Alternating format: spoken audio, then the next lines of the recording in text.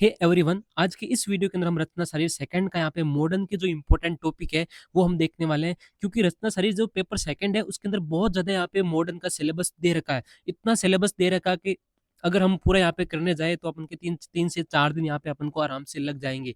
But अपने पास इतना time नहीं है। टाइम की लिमिटेशन को देखते हुए अपन को जितने मैं आपको बता रहा हूँ उतने ही करने हैं, उतने सफिशिएंट है। जितने मैं आपको मॉडर्न के इंपॉर्टेंट टॉपिक बता रहा हूँ उतने आप करके जाओ, आपका पेपर यहाँ पे बहुत ज़्यादा स्मूथ निकलेगा। तो मुझे पूरी उम्मीद है कि आपका जो पेपर फर्स्ट है वो बहुत ही अच्छा यहाँ पे गया है और यहाँ पे आपके अच्छे मार्क्स भी गिरे होंगे। ओके, और यहाँ पे यदि जिसके भी मार्क्स आपको लग रहा है कि हल्के हाँ मेरे थोड़ा सा यहाँ पे अलग गया है, तो यहाँ पे आपको रचना शरीर सेकंड के अंदर आपको यहाँ पे पूरा कवर करना है। आपको पूरा यहाँ पे कोशिश करनी है कि मेरे यहाँ पे सेकंड के अंदर पूरे मार्क्स यहाँ पे कवर हो जाए। जितना मैं बता रहा हूँ उतने अच्छे से करो। तो सबसे पहले अपन यहाँ पे वीडियो को बिना देरी के यहाँ पे शुरू करते हैं, क्योंकि अपने पास टाइम बहुत ही कम है। यहाँ पे अपन सिलेबस देखते हैं कि कौन कौन से यहाँ पे पार्ट अपना मॉडर्न के अंदर सेकंड पार्ट के अंदर पूछेगा।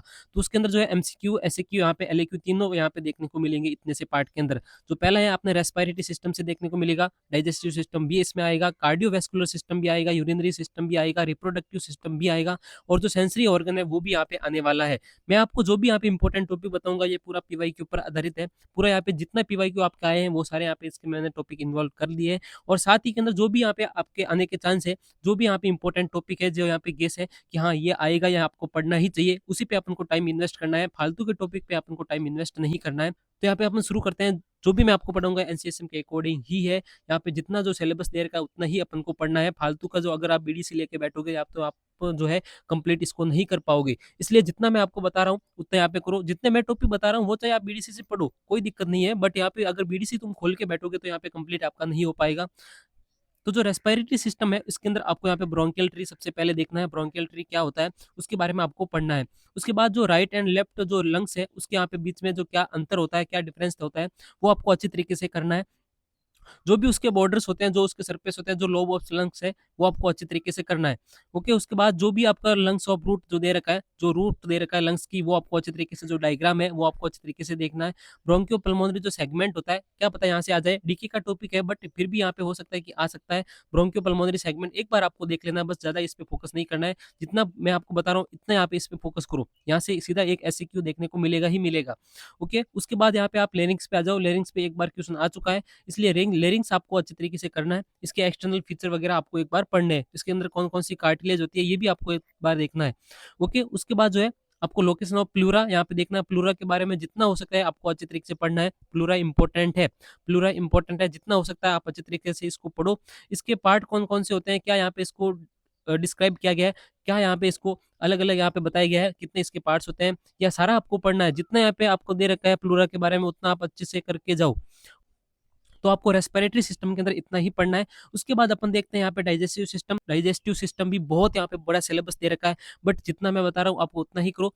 पेरिटोनियम क्या होता है ये आपको अच्छे तरीके से करना है। पार्ट्स ऑफ एब्डोमेन जो 9 पार्ट दे रखे हैं वो आपको एक बार देखना है।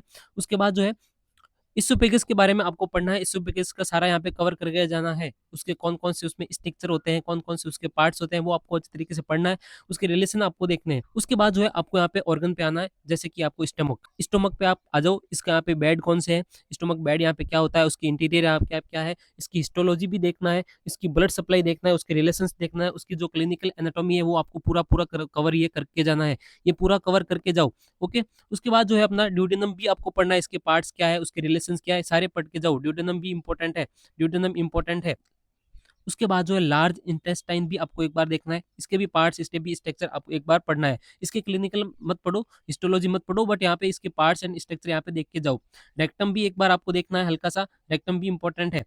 उसके बाद यहाँ पे आप ग्लैंड्स पे आ जाओ, जैसे कि यहाँ पे पेनक्रियाज आपको इंपॉर्टेंट है। पेनक्रियाज इंपॉर्टेंट है, आपको देखने को मिलेगा ही मिलेगा। पेनक्रियाज एक प्रकार की एंडोक्राइन है कि एक्सोक्राइन है, इसके कौन कौन से पार्ट्स होते हैं ये आपको सारा यहाँ पे एमसीक्यू भी देखने को मिलता है। लीवर इंपॉर्टेंट है, लीवर इंपॉर्टेंट करके जाओ। उसके बाद जो है स्प्लीन इंपॉर्टेंट है।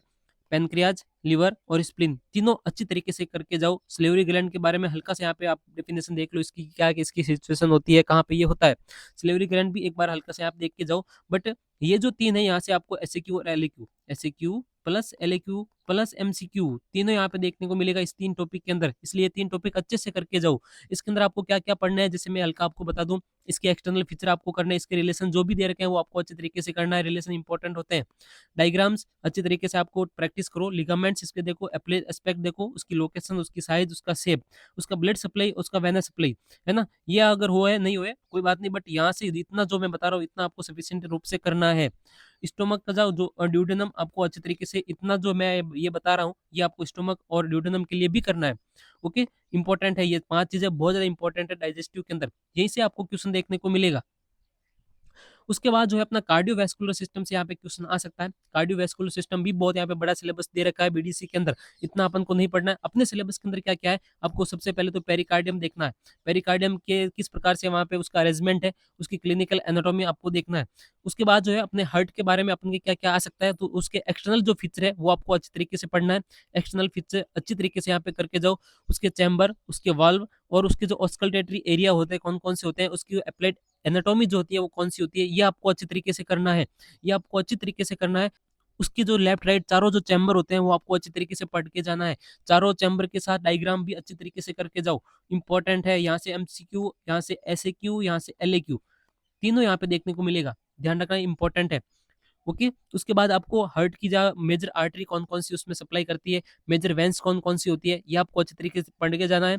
उसके बाद एब्डोमिनल एओर्टा भी एक बार आपको देखो, ब्लड सप्लाई का यहाँ पे जब एओर्टा आप पढ़ोगे इसके बारे में, तो यहाँ से आपको एब्डोमिनल एओर्टा भी देखने को मिलेगा। एब्डोमिनल एओर्टा भी करके जाना है। थोरेसिक एओर्टा भी आप करके जा सकते हो। तो यहाँ से अपन को सीवीएस के अंदर इतना ही पढ़ना है। उसके बाद अपना यूरिनरी सिस्टम है, यूरिनरी सिस्टम के अंदर अपन को क्या पढ़ना है, जैसे कि कंपोनेंट्स ऑफ यूरिनरी सिस्टम कौन-कौन से इसके अंदर देखने को मिलते हैं और उसके बाद में आपको anatomical structure of the kidney important है, बहुत ज़्यादा इंपॉर्टेंट है, यहाँ से सीधा क्वेश्चन देखने को मिलता है। इसके रिलेशन के यहाँ से सीधा क्वेश्चन देखने को मिलता है। यूरेटर्स के बारे में आपको पढ़ना है, यूरिनरी ब्लैडर आपको पढ़ना है, यूरिथ्रा आपको पढ़ना है। आपको मेल एंड फीमेल दोनों यहाँ पे जितना यहाँ पे हो सकता है उतना यहाँ पे अच्छे तरीके से कवर करो, डायग्राम के साथ में कवर करना है। तो 3 चीज़ें यहाँ पे अच्छी तरीके से कवर करो, कौन-कौन सी है? किडनी, यूरेटर, यूरिनरी ब्लैडर और यूरेथ्रा, 4 चीज़ें। 4 चीज़ें अच्छी तरीके से यहाँ पे कवर करके जाओ। इतना ही आपको पढ़ना है यूरिनरी सिस्टम के अंदर। यदि आपने 4 चीज़ें कर ली तो आपके लिए सफिशिएंट है। 4 चीज़ों से एक एसएक्यू ज़रूर देखने को मिलेगा आपको, सीधा-सीधा एसएक्यू देखने को मिलेगा। फालतू की चीज़ें नहीं पढ़नी है। जितने यहाँ पे बीडीसी के अंदर या जितने यहाँ पे सिम्पी के अंदर जो भी आप यहाँ पे बुक यहाँ पे पढ़ रहे हो, वहाँ से इतनी चीज़ें जो है डायग्राम के साथ में कवर कर लो। 2 पेज के लायक यहाँ पे इसका कंटेंट यहाँ पे तैयार कर लो, ताकि आ जाए तो यहाँ पे कुछ ना कुछ यहाँ पे 2 पेज आप यहाँ पे आराम से भर सको। उसके बाद अपना रिप्रोडक्टिव सिस्टम के बारे में अपन को क्या पढ़ना है? रिप्रोडक्टिव सिस्टम भी बहुत ज़्यादा यहाँ पे बड़ा दे रखा है और यहाँ से एसएक्यू, यहाँ से एमसीक्यू भी आते हैं। ओके, तो इसके बारे में आपको एनाटॉमिकल स्ट्रक्चर पढ़नी है किसकी? मेल रिप्रोडक्टिव सिस्टम की और उसका आयुर्वेद शरीर क्या है? आयुर्वेद शरीर मेल रिप्रोडक्टिव सिस्टम का पढ़ना है और उसके साथ में आपको मॉडर्न का भी पढ़ना है। इसमें आपको कौन-कौन से यहाँ पे टॉपिक क्लियर करने हैं, जैसे कि टेस्टिस आपको करना है, स्क्रोटम आपको करना है, एपिडिडाइमिस आपको करना है, डक्टस डिफरेंस आपको करना है, इजैक्युलेटरी डक्ट और पेनिस। ये अगर 2 नहीं करो तो भी कोई बात नहीं, बट यहाँ पे ऊपर-ऊपर से आपको testis, scrotum, epididymis, ductus difference आपको अच्छे तरीके से करके जाना है। उसके बाद आप फीमेल सिस्टम पे आ जाओ, तो फीमेल रिप्रोडक्टिव सिस्टम आपको अच्छे तरीके से पढ़ना है।